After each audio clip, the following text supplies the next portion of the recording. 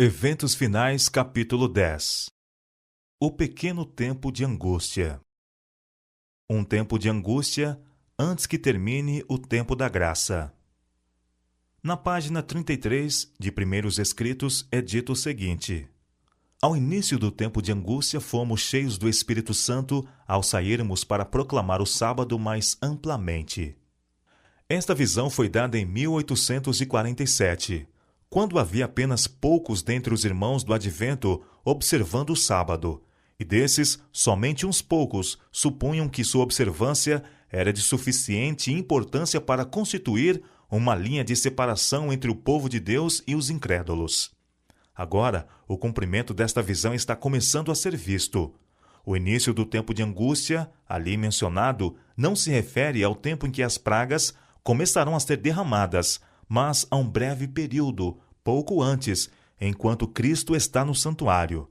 Nesse tempo, enquanto a obra de salvação está se encerrando, tribulações virão sobre a terra, e as nações ficarão iradas, embora contidas para não impedir a obra do terceiro anjo.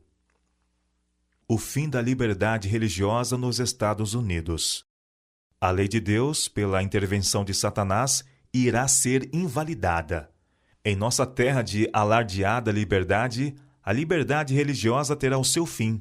A luta será decidida no que toca ao assunto do sábado e agitará o mundo inteiro. Uma grande crise aguarda o povo de Deus. Muito em breve, nossa nação procurará impor a todos a observância do primeiro dia da semana como dia sagrado.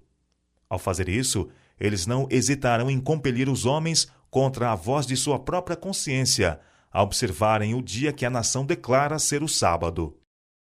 Os adventistas do sétimo dia travarão a batalha pelo sábado do sétimo dia. As autoridades nos Estados Unidos e em outros países se levantarão em seu orgulho e poder e farão leis para restringir a liberdade religiosa. Os protestantes dos Estados Unidos serão os primeiros a estender as mãos, através da voragem, para apanhar a mão do espiritismo. Estender-se-ão por sobre o abismo, para dar mãos ao poder romano. E sob a influência desta tríplice união, este país seguirá as pegadas de Roma, conculcando os direitos da consciência. A Igreja e o Estado se opõem ao povo de Deus. Todos quantos não se curvarem ao decreto dos concílios nacionais e obedecerem às leis nacionais para exaltar o sábado instituído pelo homem do pecado, para menosprezar o santo dia de Deus, sentirão não somente o poder opressivo do papado, mas do mundo protestante, a imagem da besta. As organizações religiosas que recusam ouvir as mensagens de advertência da parte de Deus estarão sob forte engano e se unirão com o poder civil para perseguir os santos. As igrejas protestantes se unirão com o poder papal para perseguir o povo de Deus que guarda os mandamentos. Esse poder, semelhante a um cordeiro, se une com o dragão para pelejar contra os que guardam os mandamentos de Deus e têm o testemunho de Jesus Cristo. A Igreja apelará para o braço forte do poder civil, e nesta obra unir-se-ão romanistas e protestantes. Perante os tribunais. Os que viverem durante os últimos dias da história terrestre saberão o que significa ser perseguido por causa da verdade. Nos tribunais prevalecerá a injustiça. Os juízes recusarão ouvir as razões dos que são leais aos mandamentos de Deus, porque sabem que os argumentos em favor do quarto mandamento são irrefutáveis. Eles dirão: temos uma lei, e de conformidade com a nossa lei, ele deve morrer. A lei de Deus não é nada para eles. Nossa lei lhes é suprema. Os que respeitam essa lei humana serão favorecidos, mas não serão concedidos favores aos que não se submetem ao falso sábado. Se formos levados aos tribunais, devemos abrir mão de nossos direitos, a menos que isso nos ponha em conflito com Deus. Não estamos pleiteando os nossos direitos, mas o direito de Deus ao nosso serviço. Os adventistas serão tratados com desprezo. O mesmo espírito despótico que noutras eras tramou contra os fiéis há de tentar extirpar da face da terra os que temem a Deus e obedecem à sua lei. A riqueza, o gênio e a educação hão de aliar-se a fim de cobri-los de ignominia. Magistrados perseguidores, ministros e membros de igreja hão de conspirar com eles. De viva voz e com a pena, com ameaça, escárnio e zombaria, hão de tentar derrotar sua fé. Tempo virá em que, por defendermos a verdade bíblica, seremos considerados traidores.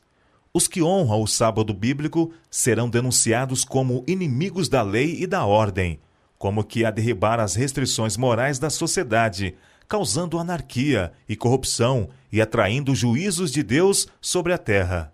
Declarar-se-á que seus conscienciosos escrúpulos são teimosia, obstinação e desdém à autoridade.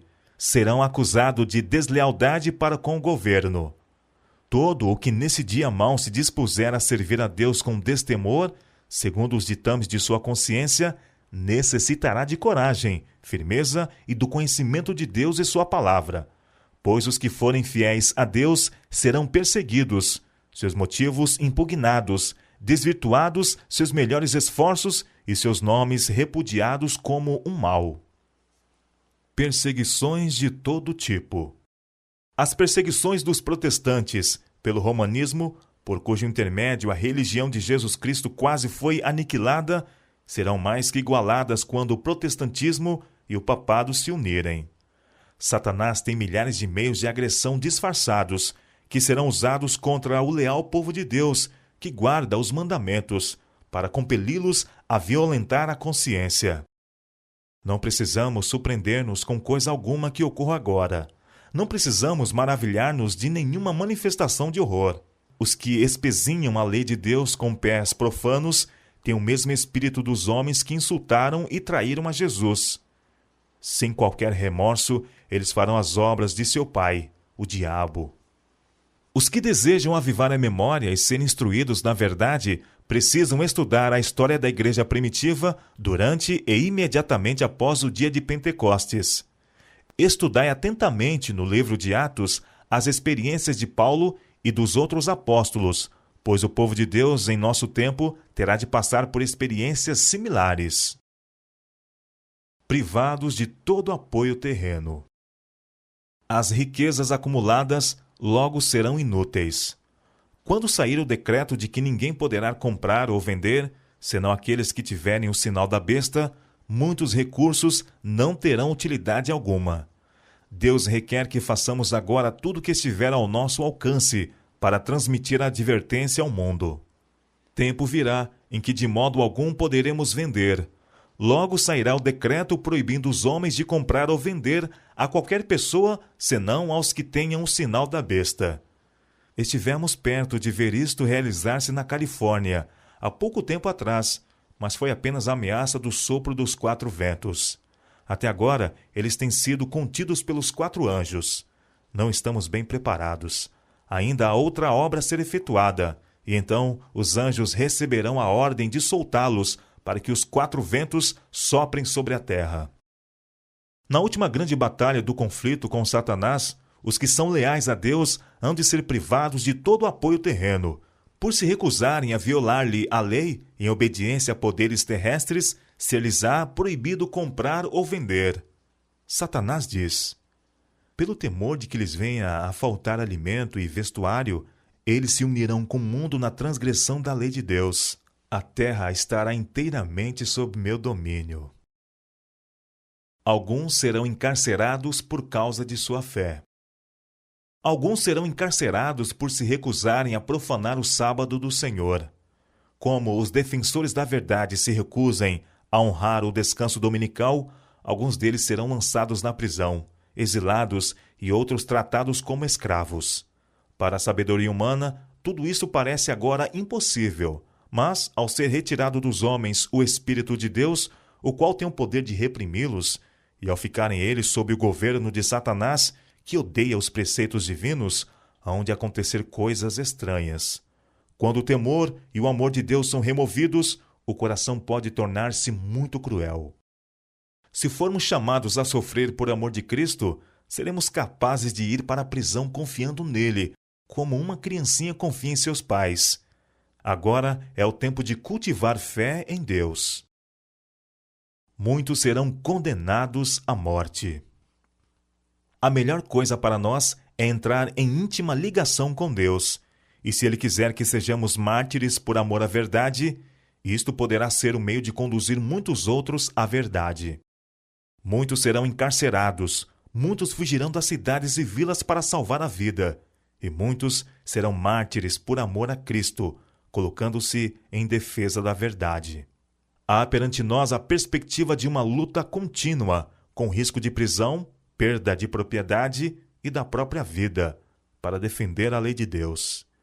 Requerer-se-á dos homens que rendam obediência a editos humanos em violação da lei divina. Os que forem fiéis a Deus serão ameaçados, denunciados, proscritos. Serão entregues pelos pais, irmãos e parentes e amigos até mesmo à morte.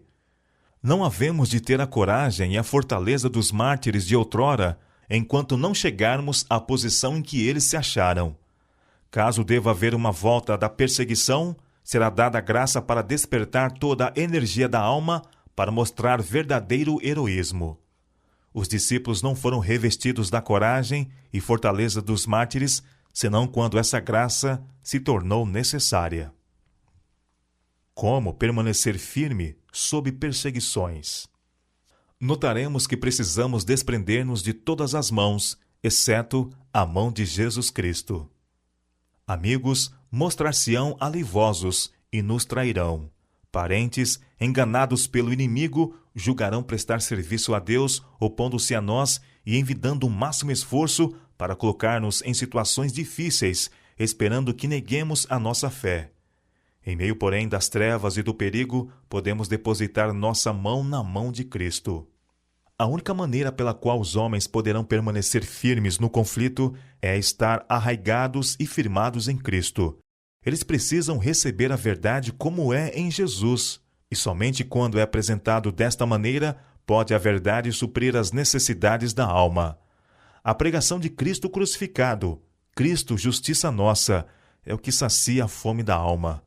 Quando firmamos o interesse das pessoas nesta grande verdade central, fé, esperança e coragem advêm ao coração.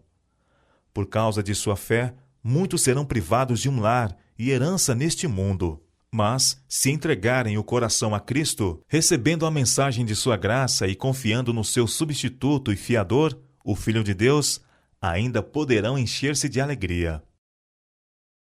A perseguição espalha o povo de Deus. Em vários lugares, ao ser incitada a hostilidade contra os que observam o sábado do Senhor, talvez se torne necessário que o povo de Deus se mude desses lugares para outros em que não sejam combatidos tão acerbamente. Deus não requer que seus filhos permaneçam onde, pela atitude de homens ímpios, sua influência perca o efeito e sua vida seja exposta ao perigo.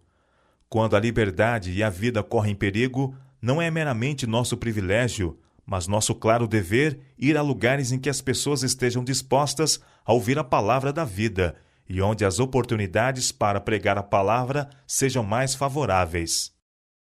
Logo chegará o tempo em que o povo de Deus, por causa da perseguição, será espalhado em muitos países. Os que receberam uma educação equilibrada sair-se-ão bem onde quer que estiverem. A perseguição conduz à unidade entre o povo de Deus. Quando a tempestade da perseguição realmente desabar sobre nós, as verdadeiras ovelhas ouvirão a voz do verdadeiro pastor. Abnegados esforços serão envidados para salvar os perdidos, e muitos que vaguearam longe do aprisco retornarão para seguir o grande pastor. O povo de Deus se coligará e apresentará ao inimigo uma frente unida. Em vista do perigo comum, cessará a luta pela supremacia, e não haverá disputa sobre quem será considerado maior. A crise torna mais evidente a interferência de Deus. De vez em quando, o Senhor tem manifestado sua maneira de agir. Ele está atento ao que se passa na terra, e quando tem havido uma crise, tem se revelado e interposto para impedir a realização dos planos de Satanás. Muitas vezes tem permitido que questões concernentes às nações, a famílias e a indivíduos cheguem a uma crise para que a sua interferência se torne evidente. Então, ele tem deixado que se conheça o fato de que há um Deus em Israel que ampara e defende seu povo. Quando a oposição à lei de Jeová quase for universal, quando seu povo for oprimido e afligido pelos semelhantes, Deus intervirá. As fervorosas orações de seu povo serão atendidas, pois ele gosta que seu povo busque de todo o coração e confie nele como libertador. Durante algum tempo será permitido que os opressores triunfem sobre os que conhecem os santos mandamentos de Deus. Até o fim, Deus permite que Satanás revele seu caráter como mentiroso, acusador e assassino. Assim, o triunfo final de seu povo tornar-se-á mais acentuado, mais glorioso, mais cabal e completo. A aflição purifica o povo de Deus. Logo, há de haver perturbações por todo o mundo. Cumpre que cada qual procure conhecer a Deus. Não temos tempo para esperar. O amor de Deus à sua igreja é infinito. Incessante é seu cuidado de sua herança. Ele não permite que aflição humana alguma sobrevenha à igreja, senão unicamente a que é necessária para sua purificação, seu bem presente e eterno. Purificará sua igreja assim como purificou o templo no princípio e no fim de seu ministério na terra. Tudo o que ele traz sobre a igreja, em forma de provações e aflições, falo para que seu povo adquira mais profunda piedade e mais força para levar a todas as partes do mundo as vitórias da cruz.